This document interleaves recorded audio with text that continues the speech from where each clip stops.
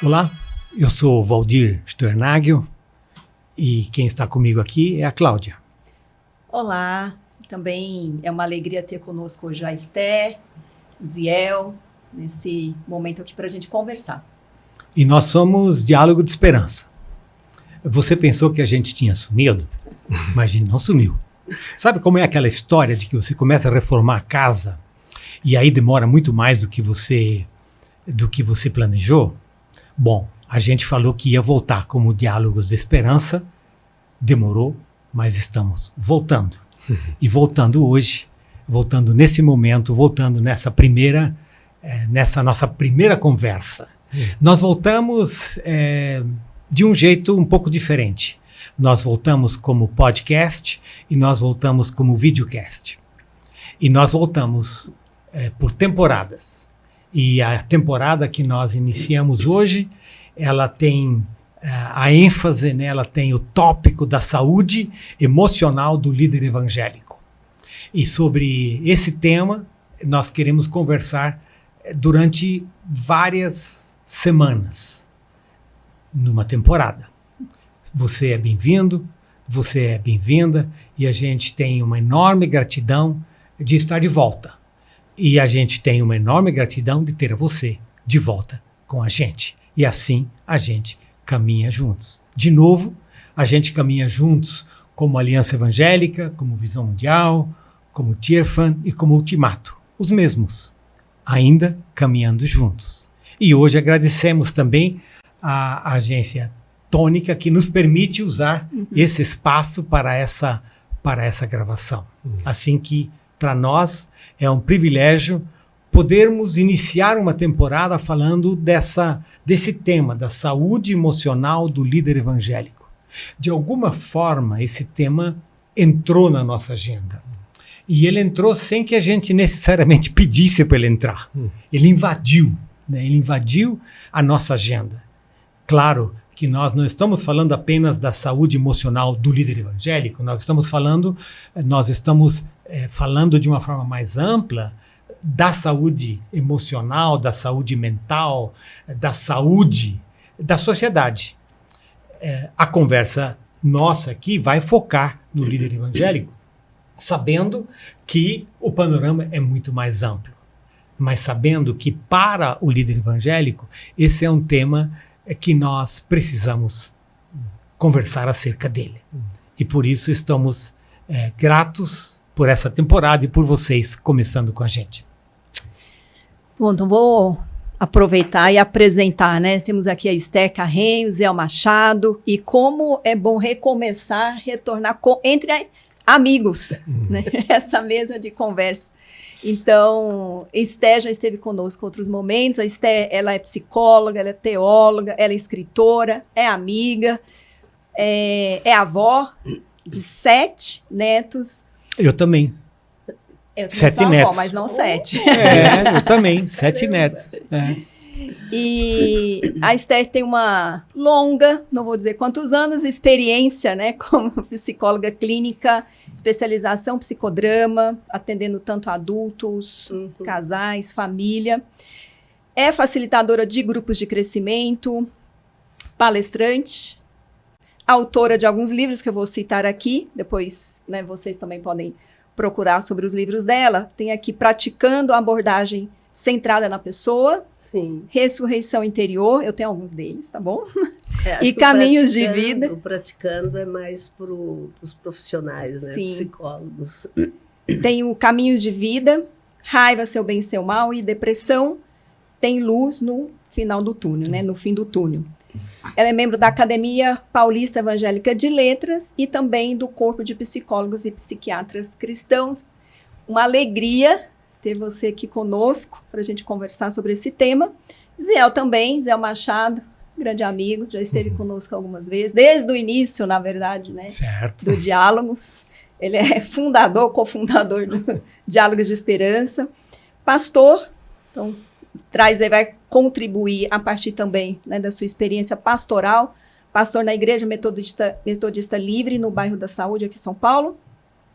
Graduações em História, Teologia, também especialização em Ciência da Religião, Cristianismo Contemporâneo, Teologia Pastoral e é vice-reitor acadêmico e também professor, né, do Seminário Servo de Cristo, e se dedica ao estudo da história e teologia, e também da corrida, faltou aqui, né? Faltou a corrida. Faltou a corrida aqui. Amante dos livros também, né? Isso, o Ziel sem corrida não tem, né? A gente tem que colocar aqui. Então, muito obrigada, né? Nós agradecemos vocês estarem conosco para esta conversa. De fato, é um privilégio ter vocês aqui. A gente começa, né, Ziel, com você. Saúde emocional. É importante esse tema? É importante, Valdir. O que está acontecendo com os líderes evangélicos? Fala pra gente. Então, acho que estamos vivendo as crises da humanidade, né? Apesar da recomendação bíblica, talvez a gente não tenha dado tanta atenção a esse tema como devia ter dado há mais tempo. Eu me lembro, por exemplo, de 1 Timóteo 4,16, onde Paulo é bem explícito, onde ele diz: tenha cuidado de ti mesmo e da doutrina, porque isso tem implicações para você e para todo mundo que te escuta. Então, quase todo problema de liderança tem a ver com esse descuido, ou de si mesmo, ou da doutrina, ou dos dois juntos conjugados. Então, acho que tardiamente, mas ainda bem que estamos falando sobre isso, acho que é uma coisa positiva, o fato de que, apesar da demora, as pessoas estão cada vez mais conscientes disso, porque estão vendo os problemas surgirem, não somente na pessoa do líder, mas também nas suas relações familiares, enfim, em todos os níveis. Eu ainda acho que é uma preocupação que não tem tido a importância devida. Acho que nós temos uma limitação de alcance e talvez nos grandes centros isso seja mais frequente ou mais presente do que nos centros mais afastados, embora os líderes mais afastados também sofram do mesmo problema. Mas então acho que o enfoque é positivo. Pela primeira vez estamos de fato lidando com essa situação de maneira mais séria. Eu acho que ainda é insuficiente e ainda acho que ainda temos um desafio maior, eu acho ainda. Que no Brasil a gente tem o costume de cuidar da eficiência da ação pastoral, mas não tanto da vocação do pastor. Vou dar um exemplo. Imagina que a gente tem uma caixa d'água em casa e a gente tem acesso à água. Mas, embora a gente tenha acesso à água, a gente compra um filtro, porque a gente quer ter qualidade nessa água. Então, muitas vezes, na realidade eclesiástica, o fato de ter um pastor na igreja faz com que as pessoas digam assim: ok, temos um pastor, a gente se responsabiliza em manter o sustento dele e está tudo certo. Mas a gente não cuida da vocação dele. Então, como é que a gente pode ter esse pastor nas melhores condições, servindo melhor? Então, às vezes, a gente confunde, se acomoda pelo fato de ter a caixa d'água, ter o acesso à água, mas não presta atenção na qualidade dessa água. Então esse assunto chama atenção para a gente de que não basta ter acesso a um pastor. Como é que a gente pode criar condições para que ele possa exercer bem o seu pastorado? Como é que a gente pode gestar não somente o tempo dele, mas a vocação dele, o que o faz servir melhor? Então eu acho que à medida que a gente vai crescendo nessa consciência, isso vai ajudando a saúde da igreja como um todo, que deve ser uma alternativa de saúde, né? Mostrar que as relações orgânicas na igreja propõem um outro tipo de relação social que pode ser um testemunho importante para a sociedade enferma como a gente vive, né? Zé, dizendo, me parece, né, algo, a gente está falando da saúde emocional, que você está contando, e mesmo no seminário, né, tem aí, convive com alunos e alunas do Brasil inteiro, né, algo que está por todo o Brasil. Então, aí, Esther, uma pergunta para você, é que você mora em São Paulo, né? Nós estamos hoje em São Paulo, gravando em São Paulo, mas você conhece o Brasil inteiro, né? Você já foi para vários lugares. É uma viajante. E nosso país é diverso, né? E aí a gente tem muitos contextos. Também temos contextos diferentes de igrejas, né? Então, pastores e pastoras servindo em contextos diferentes. Urbano, contexto rural, sertanejo, ribeirinho, contexto indígena. Então, a gente tem uma diversidade. A partir da sua experiência, também uma experiência pastoral, né? De clínica, psicóloga, teóloga, né? Mas também pastoral. Como você vê que essas doenças emocionais se manifestam em contextos e culturas diferentes, né? Em igrejas também diferentes. Sim. Né? A gente tem igrejas grandes, pequenas, né? Enfim. Há muitas diferenças nos sintomas, assim, do que acontece. Sim, eu não sei se há muitos, mas tem sintomas variados, né? Por exemplo, tem muitos pastores que se deprimem muito, ficam muito entristecidos, perdem o ânimo. Pastores à beira de burnout, né? Que apresenta todos os sintomas de burnout, tem bastante. E tem uma coisa bem interessante, muitos pastores com doenças físicas. Então, a acentuação, o aumento da doença física, né? Então, gastrite, diabetes, pressão alta, e até sintomas, às vezes, que dá a impressão que vai ter um ataque cardíaco. Então, tem muito adoecimento físico. Daí eles vão para o médico, faz exame, tem, às vezes, alguma coisa física mesmo, porque o corpo fala, né? Quando a gente não cuida da psique, o corpo adoece. Então, tem sim, Cláudia, acho que varia um pouco. Agora, tem uma coisa, ainda falando até um pouquinho em cima do que o Ziel falou, eu ando bem animada de ver o tanto de pastores que têm buscado ajuda psicológica. Né? Porque isso é um mito, né? Um mito, não buscava, né? Não buscava, né? Era uma coisa assim, nossa, isso é uma fraqueza, ou então não é de Deus, não é espiritual. E eu tenho me surpreendido com isso. Eu mesmo tenho atendido vários pastores, óbvio que eu até poderia atender ainda mais, eu acho, diante da realidade do adoecimento emocional que a gente tem visto. Mas a procura tem sido muito grande e eles têm vindo, não todos, tem muita gente ainda pregando contra né, fazendo podcast contra, mas eles têm procurado muito ajuda. Então, a partir de doença física e todos os sintomas considerados emocionais, como depressão, cansaço e à beira do burnout, são sintomas de alguém que está adoecido emocionalmente e não cuidou adequadamente da sua saúde mental, que a gente chama, né, de saúde mental ou emocional. Porque você falou, né, dos sintomas físicos, tudo isso. Como que você definiria saúde emocional? Afeta tudo, né? Como é que Sim, não é só uma coisa, né? É um montão de coisa, não é? Porque quando a gente fala de saúde física, o que é a saúde física? É a ausência de doença, né? Então, se eu não estou gripada, eu não estou com colite, eu não estou com, sei lá, qualquer outra coisa no corpo. Eu estou bem, eu estou com saúde. A saúde chamada mental ou psíquica ou emocional, varia um pouquinho esses nomes, ela não significa ausência de doença. Ela significa recursos, capacidade para a pessoa lidar com a mais variada camada de sentimentos. Então, dependendo das situações que a gente vai vivendo, por exemplo, luto na família, ou então um filho que resolve ir embora de casa, ou então alguém lá da comunidade que está preso, não importa, né? Ou então, sei lá, até uma questão às vezes de divórcio, que o pastor tem que lidar às vezes na própria vida. Então, saúde emocional significa que a pessoa tem capacidade, tem recurso para lidar tanto com sentimentos prazerosos, como com sentimentos que por aí falam de negativo, mas na verdade não tem sentimento negativo, né? Eu chamo de sentimentos desconfortáveis, sentimento que incomoda. Então, ela vai ter recurso para lidar com a tristeza e para lidar com alegria, né? Aconteça o que acontecer, ela encontra um jeito de administrar e lidar com aquilo que está acontecendo. Então, quando uma pessoa, sei lá, morre alguém na família e ela entra numa depressão sem fim, óbvio que entristecer é normal quando morre alguém. Sim. Entristecer, chorar. Mas se ela fica aí numa depressão sem fim, deixa de trabalhar, não sai mais de casa, então ali já é a indicação que está faltando um recurso que a gente considera saúde emocional.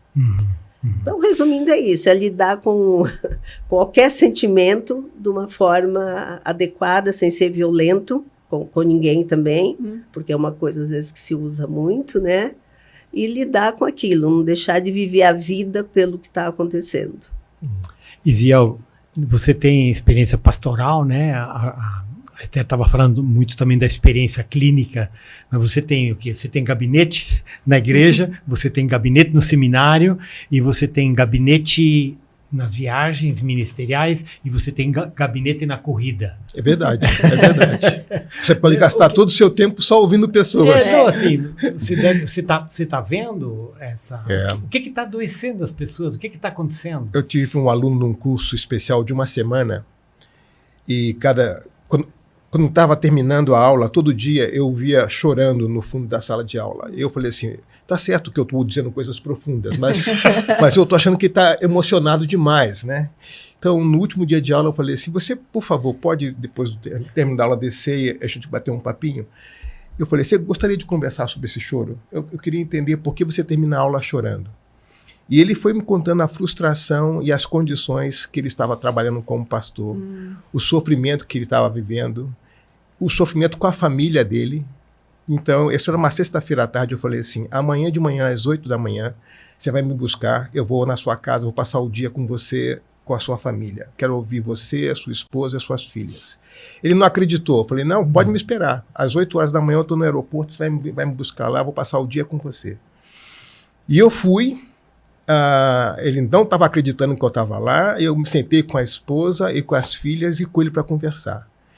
Para resumir a conversa, terminou aquele dia, eu disse para ele o seguinte, você vai fazer duas coisas. Uma, você vai deixar o ministério pastoral. Duas, você vai cancelar a sua matrícula no curso, porque ele estava tentando fazer mais curso para resolver mais problema. Ou seja, ele está arrumando mais problema para resolver o problema. Eu falei, vamos dar um break desse negócio aqui, há uns 3 anos fora do ministério, fora de estudo, onde você vai cuidar da sua vida e da sua família. Mas como é que eu vou viver? Eu falei, não, vamos colocar no papel aqui uns 50 nomes de amigos aqui, a gente vai escrever para eles e vamos tentar sustentar você por um período até que você consiga uma nova ocupação. Depois de 3 anos, encontrar essa família, ver o semblante da esposa, das filhas e dele, foi uma das maiores recompensas ministeriais que eu já tive. Então, às vezes, um semblante fechado em sala de aula, às vezes algumas perguntas, às vezes o próprio choro em sala de aula, ou mesmo através online, o aluno acessa online e não consegue falar, fica chorando do outro lado. Então, eu acho que o lado bom disso é resgatar a humanidade. Os pastores precisam aprender que a nossa vocação ministerial não é contrária à nossa humanidade. Isso. Ela é contrária à nossa mundanidade. Então, o pecado não tem espaço nisso, mas as pessoas precisam aprender que pastor não é tubo de PVC, é gente. Né? Então, é um contrassenso você pregar um evangelho de vida acabando com a sua. Sim. Não é essa forma de acabar a vida, né? Não é essa forma de perder a vida que o evangelho diz. É outra coisa que o evangelho está falando de perder a vida. O evangelho não é um suicídio programado em partes, não é isso, né? Então, assim, a experiência tem sido muito frequente, mais frequente do que eu gostaria, mas eu posso dizer que pelo menos uma vez por mês, ou 2 vezes por mês, eu tenho uma conversa difícil com alunos ou com colegas no ministério que indicam esse esgotamento, que é como acender a vela pelos 2 lados, vai consumindo essa coisa. E às vezes a única forma de parar esse processo é sair do ministério pastoral, mudar a ocupação e priorizar outras coisas. Talvez por limite, né? Por limite. É incrível como que, às vezes, quem está envolvido com a igreja, com esse trabalho chamado sacro, né? A pessoa não tem limite. E como é que ela vai ajudar outro se ela está no fim da linha? Né? Um afogado e não salva sei, sabe outro, o que né? eu acho, Zé? Talvez uma das maiores causas da doença emocional é a falta do autoconhecimento. É a pessoa não se conhecer, não saber quem ela é, não saber a história de vida dela, não saber as mazelas que teve na vida dela, se isso está resolvido, se não está. Eu acho que aqui talvez é o que, pelo menos no campo, eu como psicóloga, né?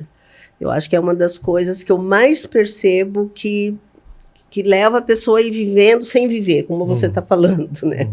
Pode contar um pouco mais, Esther, a partir da sua experiência, que você falou, né? Conhecer a si, o que está adoecendo Sim. nossos líderes. Né? Então, Adoecendo a gente, mas a gente está falando dos líderes, né? Eu acho que o autoconhecimento, para mim, talvez seja um dos principais, sabe? Assim, da pessoa saber quem ela é. E é engraçado que a gente tem base bíblica para isso, né? Quando você vê alguns autores da Bíblia, Paulo, Isaías, eles falam deles como eles tendo Deus me chamou desde o ventre da minha mãe. Como é que o cara sabia que ele era chamado desde o ventre da mãe, né? Não, quer dizer, não fala do ventre da mãe, do ventre. Então, eles têm a gente percebe em alguns personagens bíblicos, não são todos perfeitos também, alguns não foram assim, mas alguns, eles estão muito conectados com eles mesmos. Então, Cláudia, eu acho que, e não precisa ser só através de terapia, né? Até porque psicologia é uma ciência nova. Eu acho que talvez o que está faltando, até para os nossos pastores, é esse tipo de oportunidade, né? Ou com mentoria, ou com grupos de crescimento, alguma coisa, para ele entrar em contato com a história dele. Então, eu acho que essa é uma das causas. Eu acho que outra tem também a organização, né, a igreja em si, que as igrejas, algumas fazem parte de uma organização, né, e outras não. Eu acho que às vezes, não são todas organizações, mas eu acho que algumas organizações são muito impiedosas, exigem muito. Paul Tillich chamou de um lado demoníaco da religião, né? Quem chamou? Paul Tillich. Então, pois é. As estruturas, o peso das estruturas, né? A gente... Desculpe. Não, pode falar. Não, é que o que eu tava. A imagem que eu estava na minha cabeça é você jogar uma pedra, né, num lago e a água vai, né? As então, ondas. assim, tem as coisas internas, tem as coisas, digamos, micro. Sim. Mas tem dimensões macro, né? Que. Né, eu vi vocês e eu estava com o livro Sociedade do Cansaço. Né, estou lendo também. Você está lendo também? Não, eu digo, está acontecendo alguma coisa na sociedade? Tá, eu acho que a gente precisa discernir. Quando eu era menino, meu pai me levava para nadar no rio. E no rio tem pedra, tem correnteza, tem tronco de árvore, tem bicho morto. Então a gente nada de um jeito. Esse rio aí é poluído. É o rio verdadeiro. É o rio cheio de coisas, né? Aí meu pai viu que eu gostava de nadar e me levou para nadar numa piscina. E aí a primeira vez que eu fui nadar na piscina, o treinador, você sabe nadar? Eu falei, sei. Ele disse, atravessa. E eu nadei como quem nada no rio. Eu quase tirei a água da piscina toda, porque você nada diferente. Aí ele me deu uma pranchinha, eu tive que botar a cabeça dentro d'água no rio. A gente não fazia isso. Nadar reto, bater a perna sem dobrar o joelho. Bom, eu aprendi a nadar na piscina. Aí eu fiz 11, 12 anos, meu pai me deixou ir para a praia com os amigos. E na praia, eu sabia nadar na piscina, eu sabia nadar no rio. E eu fui nadar no mar, então eu entrei fácil na água, passei a primeira arrebentação, a segunda, a terceira, e na hora de sair. A terceira eu não conhecia o fenômeno da correnteza no mar, que puxa e puxa, puxa. Ainda mais no Rio de Janeiro, você entra aqui na praia e com a praia de brincar, você está aqui. E alguém percebeu que eu estava com dificuldade, quando eu dava 2 braços para frente, 4 braços para trás, e gritou para mim na diagonal. Ainda bem que eu não faltei a aula de geometria, eu sei que diagonal, 45 graus, e eu consegui cortar a correnteza e sair. Então, água, na praia você tem água, no rio você tem água, na piscina você tem água. Mas é importante saber que água é essa, senão a gente não consegue nadar direito. Então, a falta de discernimento do contexto, dos valores, dos padrões, das pressões, das tendências, a gente vira uma esponja. A gente vai absorvendo acriticamente e isso vai adoecendo a gente. Né? Então, a polarização, por exemplo, a velocidade das mudanças que a gente não absorve, uma pandemia, por exemplo, essas coisas enfermizam a gente também se a gente não souber lidar com essas pressões externas, além das pressões internas. Né? E tem uma coisa também, Zé, que você sabe disso, que o pastor, ele não tem ele é muito sozinho, é muito solitário, né? Ele vai contar para quem as dores e as tristezas dele? Às vezes não pode nem contar em casa, poupar a família. Na igreja, em geral, até às vezes uma ética pessoal é melhor não contar. Então, eu acho que uma coisa que nós temos que falar mais para os nossos pastores, que o falar o que está acontecendo diminui a dor, gente. Isso é provado pela ciência. E Salmo 32, né? Enquanto eu calei... Isso. Né? Então, A e a alma fica ciência doente. provou agora, né? Isso. Agora, há alguns anos atrás. Que quando eu falo, a minha dor toma uma forma, ela diminui e eu ganho mais forças para mudar aquilo que precisa mudar na vida, né? Então, se o pastor tiver alguém que ele possa, pelo menos, estar abrindo o coração, de verdade, não é falar que pregou e não sei quantos levantaram a mão, mas é falar, olha, eu estou triste, estou decepcionado, estou com raiva, estou sentindo atração por uma mulher que não é minha, e por aí vai, né? Eu acho que a gente está... Ziel, eu vou usar de novo essa imagem da água, né? Digamos, diferentes tipos de água que você precisa de diferentes tipos de comportamento, né? Me parece que hoje a gente vive a gente está mais para mar do que para piscina. É verdade. Né? Em termos do tempo que a gente vive, né? As turbulências. O mar agitado, né? O mar tá agitado. E cheio de tubarão. Nossa, tá ficando mais difícil. Não, acho que é importante. Pior são as águas vivas, né? Pois é. Isso. Nossa, as imagens aqui estão sendo multiplicadas, não é verdade? Mas todas elas indicam para situações sensíveis, né? Do nosso contexto que a gente está vivendo. E a mim me parece que muitas vezes nós como líderes, digamos, não temos uma sensibilidade, não fomos formados para a leitura da água do mar, né? Porque nós estamos tão lendo só a igreja, né? Então, fazer essa leitura, acho que é um desafio enorme hoje. E é difícil, né? Eu sou muito agradecido. Na década de 80, no contexto da ABU, os dois treinadores que nós tínhamos na época, que era Marco Gilson e Paul Freston, fizeram com que a gente lesse o Libânio, Formação da Consciência Crítica, para ensinar ferramentas para ler o contexto, para discernir o contexto, perceber o que está por trás de algumas ações, algumas tendências. Isso foi fundamental. Logo no início do ministério, eu tinha 19 anos, 18 para 19 anos, de me tornar crítico ao meu entorno. Mas assim, não crítico no sentido de passividade, mas assim, crítico e interagir com isso e tentar fazer uma corrida de obstáculos, né? Tentar superar, interagir, nadar, enfrentar essa situação. Então, aí é um desafio, sobretudo, para as escolas teológicas. Essa era a pergunta. Você está lá no servo de Cristo. Aí eu vou complementar a pergunta aqui, com até um pouco o que a Esther estava dizendo. Tem uma frase que eu gosto muito que fala: se a sua compaixão não te inclui, ela é incompleta. Isso. Então a gente, muitas vezes, não aprendemos a ter compaixão pelo outro. Né? Então, na formação desses líderes que um dia assumirão algum ministério, uma igreja, né, é muito ensinado sobre a compaixão. A leitura parece ler a alma do outro, né? Mas não tanto entender a minha própria alma, vamos dizer assim, com essa linguagem. Então, como você está num seminário, né?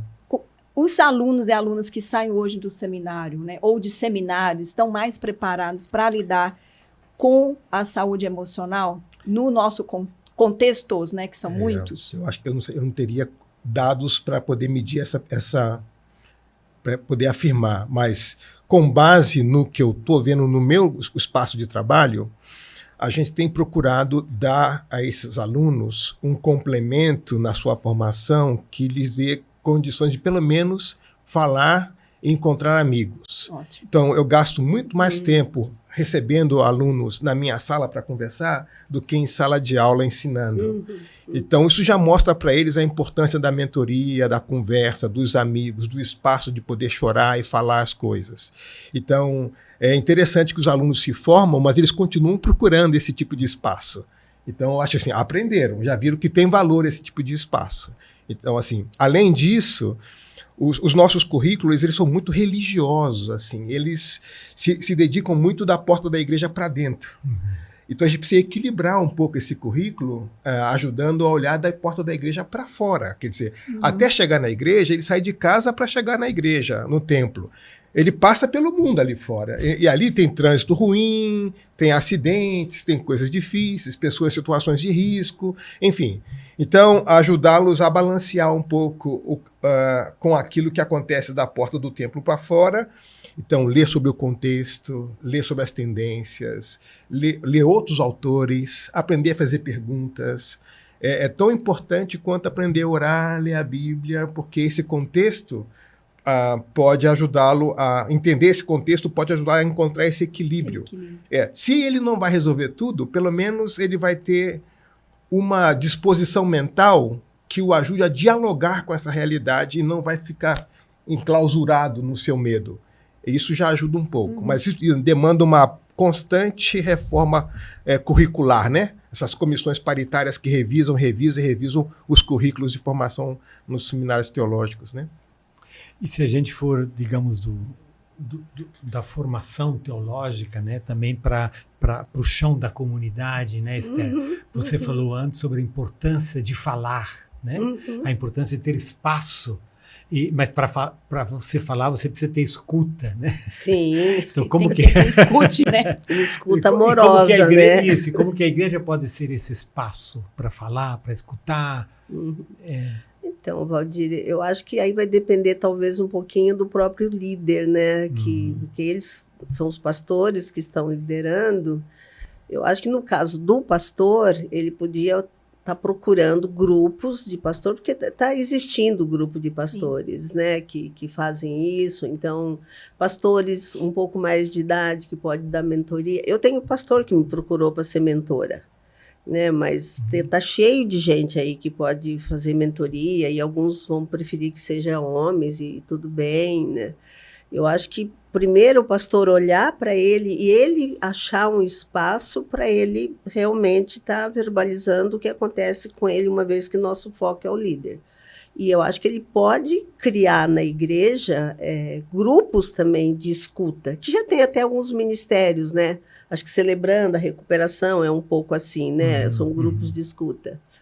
Talvez uma das coisas que falte na igreja, Valdir, eu sempre falo isso, por exemplo, o dia do lamento, sabe? O dia para as pessoas irem para a igreja, poder falar e não ser contestada, ter alguém que escute. Eu acho que como líder, os pastores também podem criar isso, né? Um espaço só para estar ali junto, conversando, talvez olhando um texto bíblico, mas falando e alguém ouvindo, sem julgamento, sem pregação, porque a gente é especialista em pregar, né? Isso. Eu estava pensando nisso, que de fato a gente faz parte de uma tradição, né, digamos, eu acho que isso faz parte até da nossa tradição evangélica protestante, que é a tradição da proclamação e a tradição da doutrina, né, que em parte é a tradição, digamos, da certeza. A gente sabe, né, e a gente quer concordância. E muitas vezes falta esse espaço justamente para a escuta e do não saber fala. também, da incerteza, da dúvida, né? De ser humano, como o Zé começou a dizer. Ler mais Salmos, ler mais Lamentações de Jeremias. Ser só um que ser é bom humano. aguardar Né? isso, né? E estar consciente que a gente não precisa tirar o deserto da pessoa, mas eu posso caminhar com ela naquele deserto, né? Eu acho que o pastor que achar alguém para caminhar com ele no deserto dele e ele providenciar meios na própria comunidade para ter isso, acho que vai ter mais saúde mental no meio. E como estamos num diálogo de esperança, né? Vocês são esperançosos? O futuro desses líderes? Como que vocês olham o futuro das nossas lideranças? Você já citou um pouco, né, Esther, sobre algumas coisas que você vê acontecendo, né, Zé? Eu sou esperançoso por causa que o texto bíblico diz, aquele que começou a boa obra vai concluir. Então, parte dessa boa obra é a nossa saúde. Então, eu tenho certeza, não confio muito na gente, não, mas... Em quem prometeu. Em quem prometeu, eu confio. Sim. Não, e a procura de pastores, assim, que tem influência no meio, que são conhecidos, tem aumentado muito, muito mesmo. E esses pastores que eu estou lembrando, mas por uma questão de sigilo não posso nem citar, eles vão influenciar outros. Então, eu acho que tem uma possibilidade de muito mais saúde emocional entre os pastores, sim, eu vejo. Quais são...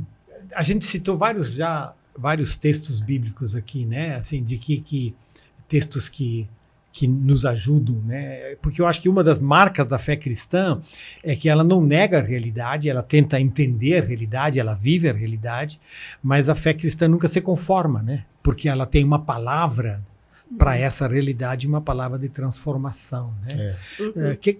Sobre que texto você prega sobre isso, Ian? Olha, deixa eu falar uma prática que eu gosto. Eu começo a minha manhã e termino o meu dia seguindo um livro de oração comum da Igreja Anglicana. E essa tradição de você ter um texto do Antigo Testamento, um texto do Novo Testamento, as orações, os salmos, e essa reafirmação constante de que o Senhor abre meus lábios e que a morte foi tragada pela vitória, isso coloca o meu dia em perspectiva. Quer dizer, eu começo o dia sabendo que as dificuldades que vão surgir, eu trago para o todo sempre, a morte foi tragada pela vitória. Então, isso me ajuda a encarar o dia. O que eu quero dizer é o seguinte, assim como a gente tem a alimentação física para manter o corpo funcionando, essa liturgia pessoal é fundamental para manter o nosso equilíbrio, a nossa saúde espiritual e olhar com perspectiva de esperança a realidade do dia a dia. Então, começar e terminar o dia com a oração, com os salmos. Acho que cada tradição denominacional tem uma liturgia. Eu, como venho da tradição metodista, que é filha da anglicana, mantenho a tradição do livro de oração comum. Então, eu gosto muito disso, me ajuda muito. Antes de treinar, bem cedinho, às 5 da manhã, eu começo a minha liturgia, para às 6 da manhã sair de casa e treinar. Então, eu vou correr com parte dos textos bíblicos comigo. Então, amanhã eu tenho 18 quilômetros para fazer. Já vou correr amanhã com Colossenses 1, de 20 a 23. Está aqui na minha cabeça. Vai ser o texto que eu vou levar para correr comigo. É o alimento. É o alimento, tá entendendo? Meu aditivo para a corrida. Suplemento. Meu suplemento alimentar. Você, Esther? Eu acho que tem 2 aspectos da Bíblia que eu gosto muito quando a gente fala em saúde mental e principalmente para líderes. Eu acho que é primeiro olhar os líderes da Bíblia que adoeceram emocionalmente, que sofreram. Moisés chegou à boca do burnout, né? Quando Moisés fala assim, Deus, eu não quero mais saber desse povo e pode me matar. E ele é meio até grosseiro com Deus, né? Eu não pari esse povo, né? Quer dizer, isso aí é bem um sintoma do burnout, porque Moisés estava sem recurso nenhum para continuar. E Deus não mandou um raio do céu lá falando, seu fracassado. Pelo contrário, daí tem toda a história que vocês conhecem, Jetro vem, ajuda ele a dividir, faz aquela divisão que eu acho fantástica, aquela divisão de tarefas, né? Ele pegou um líder para cada 1000, depois um líder para cada 100, para cada 50 e para cada 10. Então, ali tem o quê? Um cuidado e um amor cuidadoso de Deus para com Moisés. Daí tem Elias, que também tem aquela depressão, e Deus novamente é amoroso com Elias, né? Não falou com ele bravo, nem pelo trovão, nem pela tempestade, mas falou de um jeito suave. Mostrou para ele que tinha coisas importantes para ele fazer, não tem condenação, não tem crítica, né? E tem outros exemplos, mas eu sei que o tempo também nem permite. Mas eu acho que, pelo menos, tem Jesus, né? Cristo, que ele ficou profundamente agoniado. E quem já estudou profundamente Jesus ali, chegando no Getsemane, entende que aquela dor que Jesus sentiu é até a dor que, às vezes, o suicida sente. Que ele fala, né? Eu estou profundamente triste, é uma tristeza de morte. Quer dizer, é uma tristeza que eu não quero nem viver, né? Mais ou menos isso, né? Então, eu acho que isso aí tem que trazer um ânimo para quem está adoecido, para quem está entristecido, para quem não aguenta mais. E uma outra coisa que eu acho que é fundamental para os líderes saberem, que o evangelho está sempre convidando a olhar para dentro. Né? No episódio de lavar as mãos, o que Jesus fala? Pode lavar a mão, mas a sujeira, o que contamina mesmo é o que vem de dentro. Com a mulher samaritana não, com a adúltera, o que Jesus faz? Tá bom, então olha um pouquinho na vida de vocês, para ver se vocês estão em condição melhor que ela. na ajuda ao outro, o que Jesus fala? Ó, você tem aí, tá olhando pro cisquinho do outro, e a trave que tá no seu, que você não vê. Então, gente, se a gente for olhar, abrindo os olhos, dando atenção para isso no Evangelho, é um convite sempre para olhar para dentro. Né? Para os líderes da época, o que Jesus fala? Vocês são os sepulcros caiados. O que significa isso? Você está todo bonitinho aí dentro, como é que você está, né? E ele está falando isso para o líder religioso. Então, eu acho que são 2 aspectos da Bíblia que eu, sempre que eu posso, eu lembro isso, principalmente para os pastores. Às vezes, as pessoas dizem assim, mas a gente não tem recurso aqui. Mas aí falta um pouco de sensibilidade para perceber as ações de Deus, que não vem com cara de ação de Deus imediatamente, mas é a ação de Deus. Então, por exemplo, no caso de 2 Coríntios 7:5, Paulo diz assim, eu estava na Macedônia, pressão por fora, lutas por dentro, a coisa estava pegando no grego profundo, né? O bicho estava louco, mas Deus que consola os abatidos me consolou com a chegada de Tito. Isso. Tito foi a solução que Deus encontrou naquele momento para poder, não foi o Espírito Santo que veio, foi Tito. Então, às vezes, a gente não percebe um Tito que bate na nossa porta, ou que abre a janela e fala alguma coisa, ou que manda uma mensagem pelo WhatsApp. Então, quem são os Titos que Deus está mandando diariamente para poder nos auxiliar? E a gente está pensando, não tem um recurso, mas Deus está mandando Titos, aí a gente não está reconhecendo que é um Tito, um instrumento de Deus naquele momento, né? Ou qual é o Tito que você pode chamar, isso, né? Isso, é porque às vezes a gente, né, acha que não tem Tito por aí, tem Tito por aí, né? Tem Tito por aí, né? Mas eu estava ainda pensando numa outra coisa também. O vinho Tito. Zé, você falou da liturgia, né? E você falou de 2 coisas. Você falou da liturgia do livro de oração, né? Comum de oração, o livro de oração, e você falou da corrida. Uhum. Quais são, digamos assim, uma boa liturgia da vida que nos traz saúde? As dimensões importantes, digamos, na vida, né? Às vezes a gente pensa, por exemplo, qual é o espaço de dormir? Né? Quais são os componentes básicos para uma saúde mental? Olha, uma coisa fundamental que todo pastor pode fazer, não importa o quão pobre ele seja, ele pode tomar água e caminhar. Uma caminhada de 15 minutos por dia ajuda bastante. Todo dia dar uma caminhada de 15 minutos e tomar um pouco d'água, hidratar. Se ele tomar água, caminhar e dormir direitinho, nossa. Já ajudou, né? Já ajudou muito. pra caramba um negócio desse, tá entendendo? Então, assim, às vezes o pessoal quer, mas não vou pra academia, não sei. Caminha, escolhe uma direção e vá 15 minutos com uma garrafinha de água na mão, se hidratando e caminhando. Isso vai ajudar bastante. Ajuda, Esther? Não precisa mais do que isso. Eu acho que ajuda. É que os médicos estão me falando que caminhar não é suficiente para mim, eu preciso fazer outras coisas. não sei, tem várias coisas. Uma coisa que me veio aqui é o descanso. É. Eu acho que os nossos líderes, não é só os líderes, não. Eu acho que o mundo em geral tem negligenciado muito o descanso. E se até Deus descansou, gente, como que a gente não vai descansar? Se até Jesus, cansado da viagem, sentou, por que a gente não vai sentar, né? Então, se eu posso falar alguma coisa da vida, eu diria para os nossos pastores e líderes não negligenciarem o descanso. É tirar um dia na semana, ou 2 meios-dia, não sei que dia vai ser, né? Não pode ser segunda, terça, qualquer dia. Dá um jeito e tem que ter o descanso. E esse descanso tem que ser descanso mesmo, né? De ficar sozinho, não precisa nem viajar, pode até ficar em casa.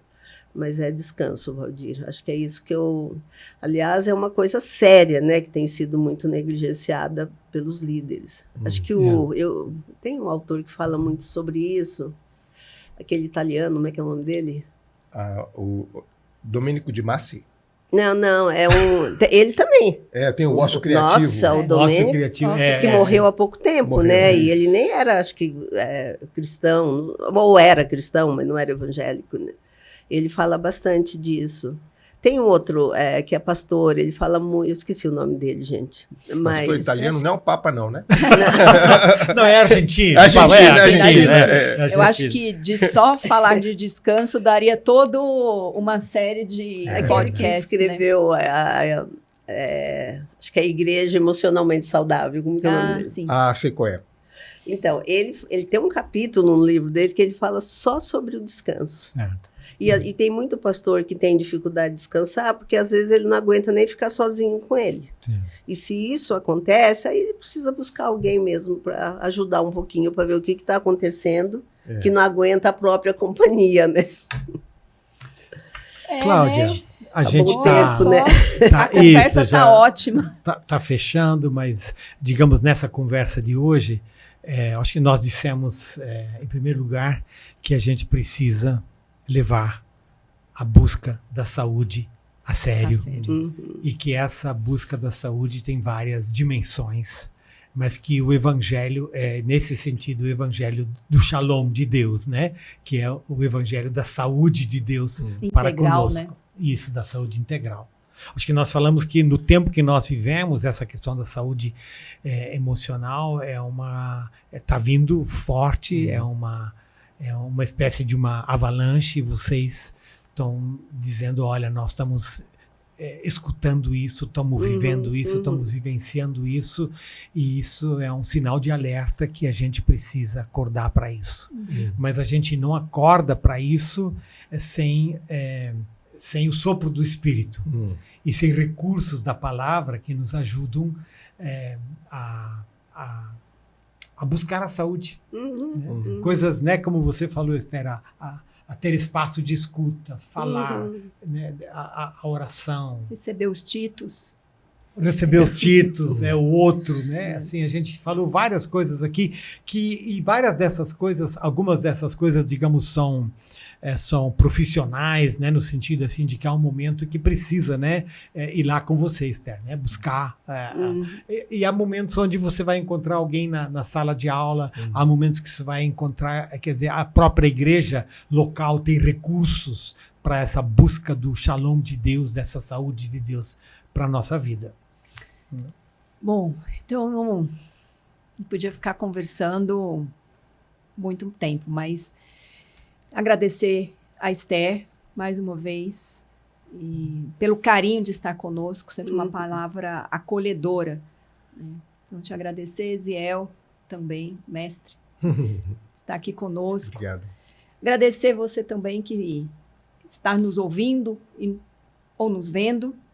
Agradecer mais uma vez a agência Tônica, que nos abriu aqui o espaço, por isso que a gente está aqui. E também já posso claro, lembrando o próximo. Lembrar do próximo, que nós estamos, como você disse, numa série, né? Nós continuaremos falando sobre o tema. Né? O tema é muito relevante, a gente quer continuar falando sobre o tema. Então, com numa outra linha, liderar, pastorear e se cuidar. A gente falou muito hoje. Se cuidar, olhar para si, né, Esther? Olhar, cuidar. Então, liderar, pastorear e se cuidar, ilusões e realidades. Então é isso que nós vamos falar no nosso próximo episódio. E de novo Muito agradecendo que você esteve com a gente. Volte para o próximo episódio, e em nome da Ultimato, da Aliança Evangélica, da Visão Mundial e do Tirfan, a gente celebra o fato de estar retomando Diálogo de Esperança. Estamos de volta. Estamos de volta.